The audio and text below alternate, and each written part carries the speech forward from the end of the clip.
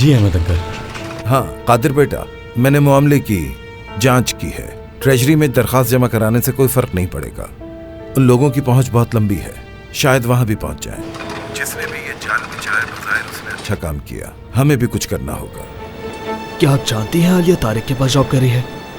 ये क्या कह रहे हो बेटा? मैंने बस सुना था और कुछ नहीं। हर कोई बाखूबी जानता है वो किस किस्म का आदमी है। मुझे इससे क्या? आलिया समझदार लड़की है, वो जानती है उसके लिए क्या सही है। मैं कमाल की वजह से वाकई में बहुत परेशान हूं। न जाने वो वहां किस हाल में होगा। ये किसने किया, इसका पता भी लगा ही लूंगा। कमाल खुशकिस्मत है कि उसे आप जैसे मुखलिस दोस्त मिले।